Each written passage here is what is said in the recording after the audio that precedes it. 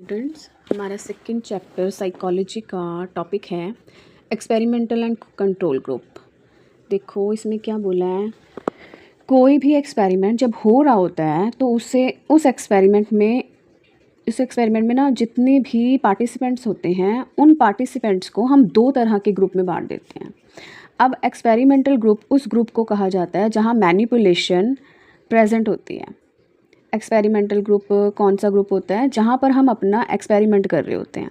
और control group हर तरीके से सेम ट्रीट किया जाता है उसको।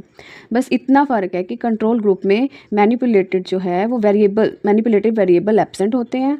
इसको एक बार रीड करो, आपको पता चल जाएगा। फिर एन एक्सपेरिमेंटल ग्रुप इज़, जो भी है आगे द कंट्रोल, आप ये सब पढ़ लेना। पर फ़र्क क्या होता है, फ़र्क ये होता है कि यहाँ पर मैनिपुलेटेड वेरिएबल एब्सेंट होते हैं।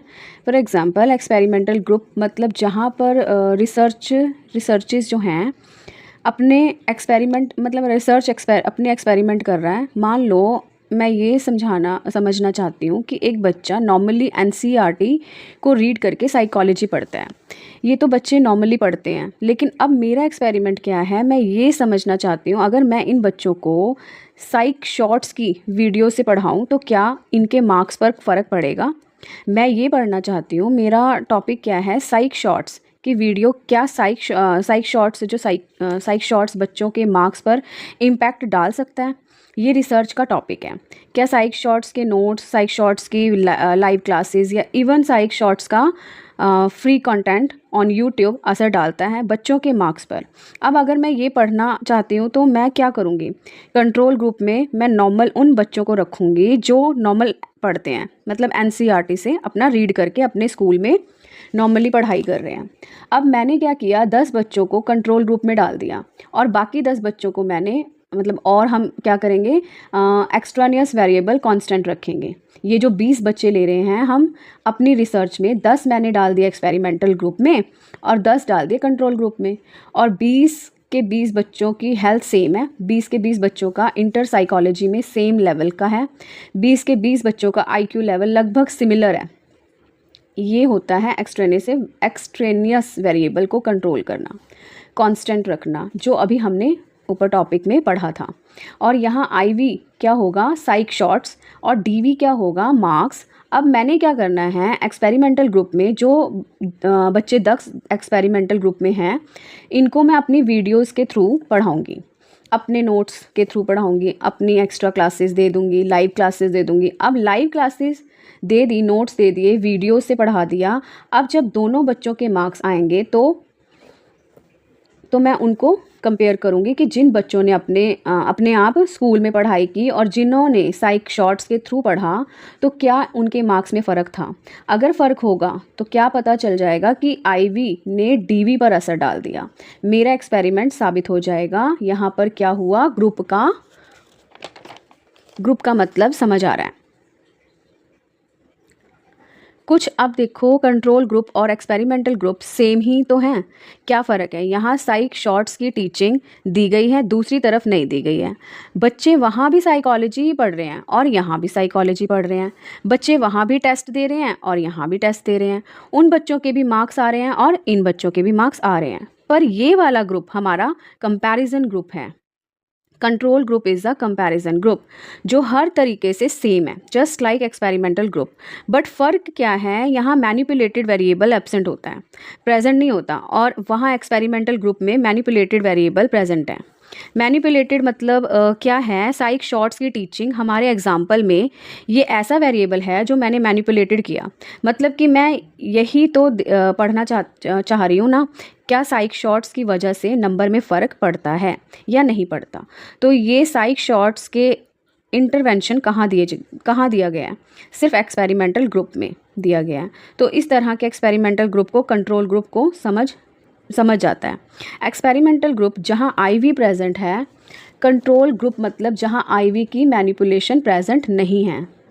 That is for all for this groups. I hope आपको समझ आ गया होगा।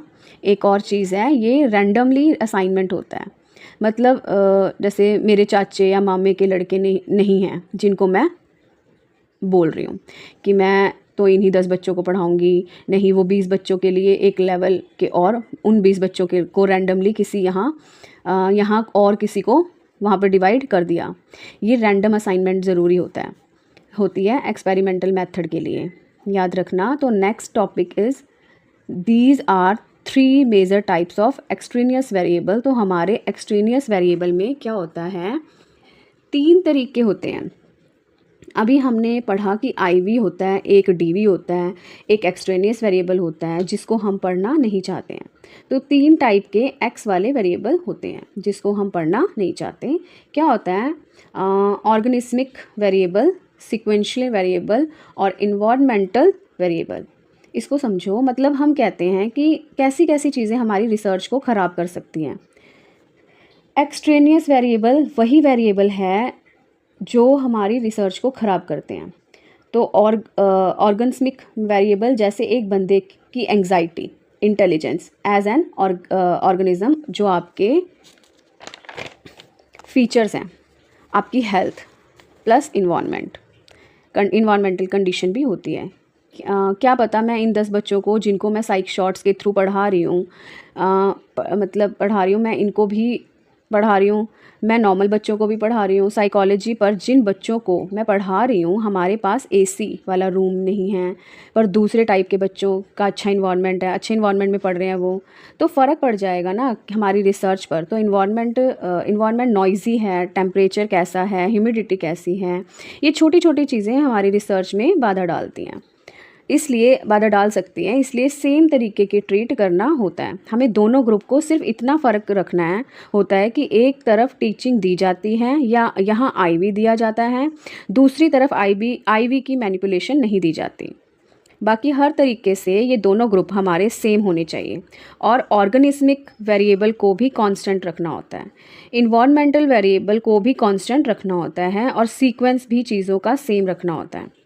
वरना मेरे वाले जो बच्चे हैं जो जल्दी थक जाएंगे, मतलब वो जल्दी थक जाएंगे। आप कोई टेस्ट ले रहे हो, मान लो आप किसी की फ़िज़िकल स्ट्रेंथ का टेस्ट ले रहे हो, एक तरफ आपने एक टाइप के बच्चों को मेन रेस में भगाया और वहीं दूसरे टाइप के बच्चों को आप पहले प्रैक्टिस के नाम पर 10 रेस में भगा चुके हो, और अब अगली जो मूवमेंट बोलती है कि आज फाइनल रेस में भाग लें, तो क्या ये अपना ऑप्टिमल पोटेंशियल दे पाएंगे? नहीं दे पाएंगे। बेसिकली किस सीक्वेंस में आप एक्सपोज करवा रहे हो, ये चीज़ों को वो सीक्वेंस सेम होना चाहिए, वो कांस्टेंट रखना है। दोनों ग्रुप के एक्सट्रेनियस एनवायरनमेंट वेरिएबल को सेम रखते हैं दोनों ग्रुप में, और ऑर्गेनिज्मिक वेरिएबल को भी सेम रखते हैं दोनों ग्रुप में। और ये 3 टाइप हैं हमारे एक्सट्रेनियस वेरिएबल की फर्दर कैटेगरी को हम बेसिकली कंट्रोल करने की कोशिश करते हैं। Thank you.